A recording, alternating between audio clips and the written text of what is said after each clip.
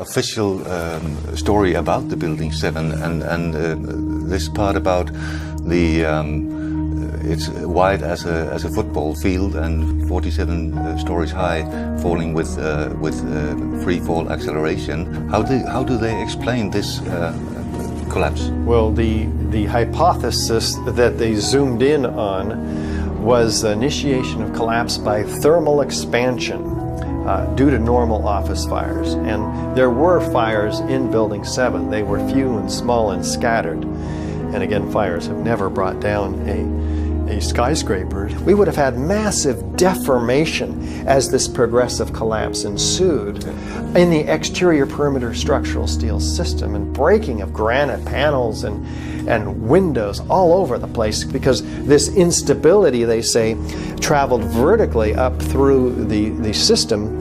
And their computer model shows 400 structural steel connections failing every second, which is an astronomical rate of failure that's not even natural. So that means that the collapse that we saw on 9/11, the Building 7, if this collapse is described in a computer model, it contained 400, what did you say, 400? Structural steel connections are failing every second. Every second.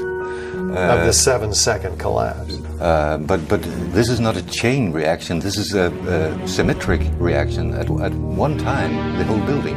According to the videos, the east penthouse drops a few seconds before, but there's no internal cascading failure. You would see light through the windows, you'd see deformation up there. So there was some sort of a collapse of the east penthouse.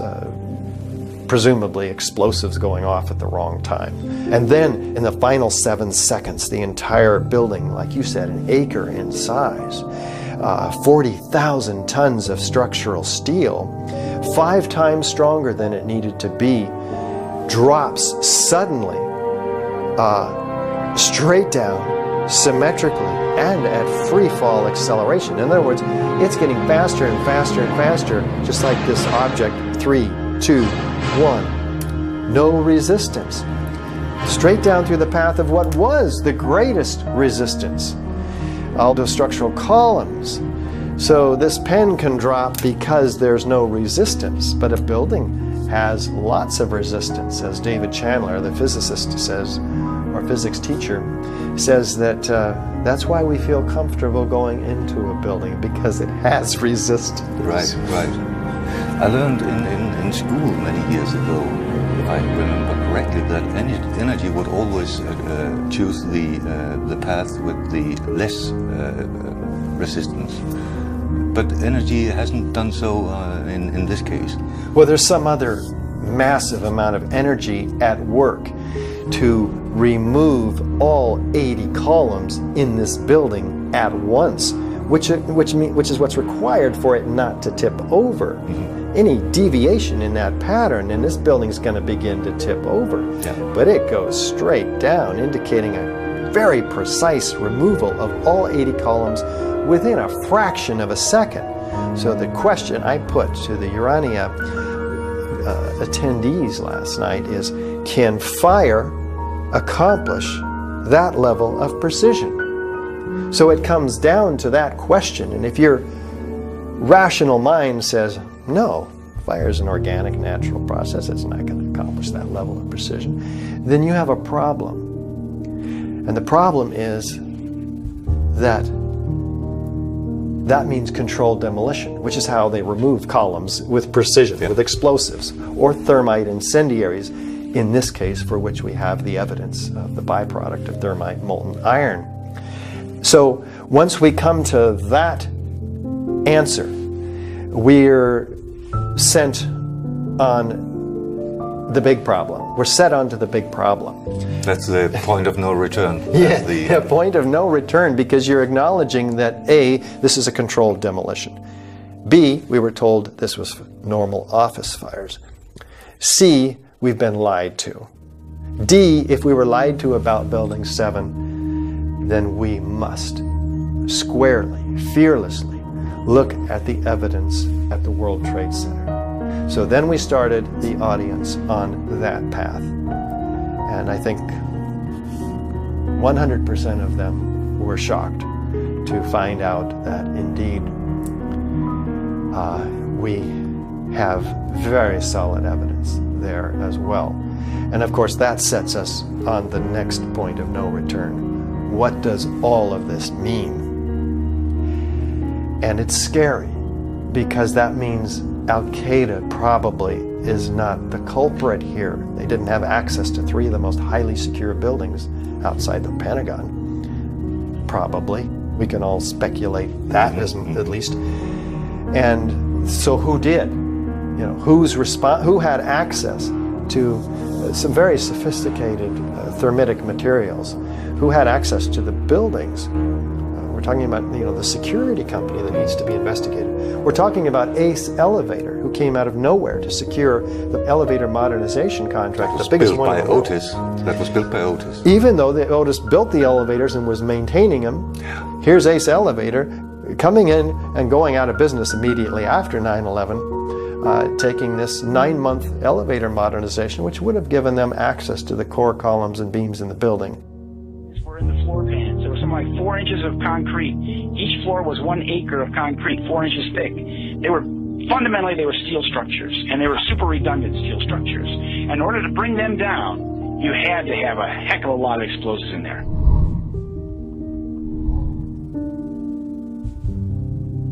That there was a power down in the South Tower on the weekend of the 8th and 9th of September. I worked on it. I was in the tower at the time, so I know for a fact it occurred along with many colleagues. We worked on the Saturday morning, shutting everything down, handed over to the Port Authority, and it was handed back to us on the Sunday afternoon. So there was a period of probably 30 hours where there was no power. Right, and it wouldn't have just have affected camera security, it would have affected all the secure systems on doors.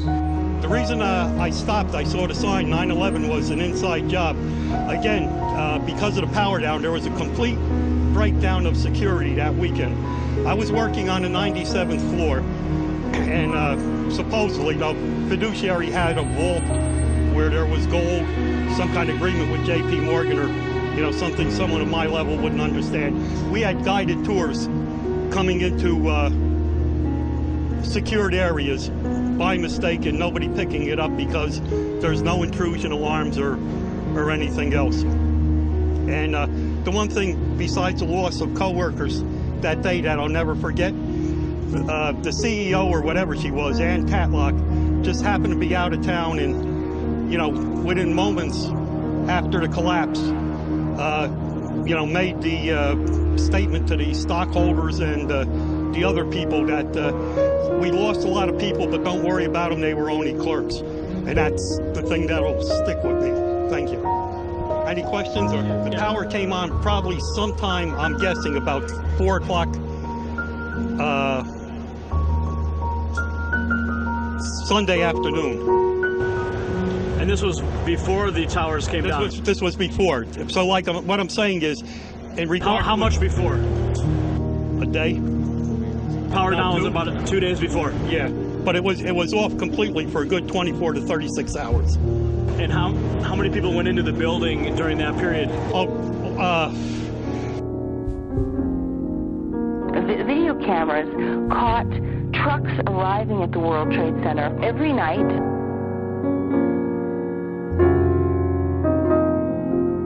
But whatever they needed at the very end, they came and brought in that 10-day period.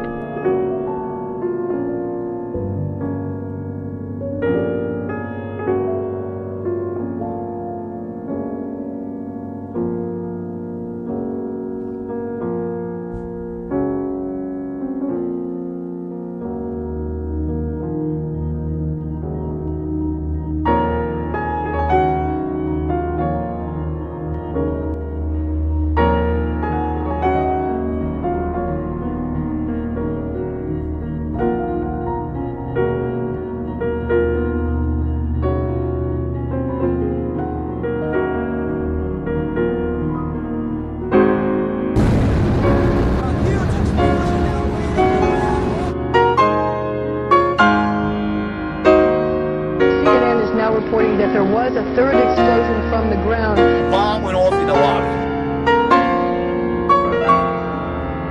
When you see the old demolitions of these old buildings, the whole side has collapsed. The whole building has collapsed. The whole building has collapsed. Right in the basement, you felt it. Walls were caving in. I mean, it was like, what is going on here? There's something's up here. I mean, the plane's up there, now there's fire down here. You know, something. It wasn't from the jet fuel. No way. Big explosion from much lower. I don't know what on earth caused that.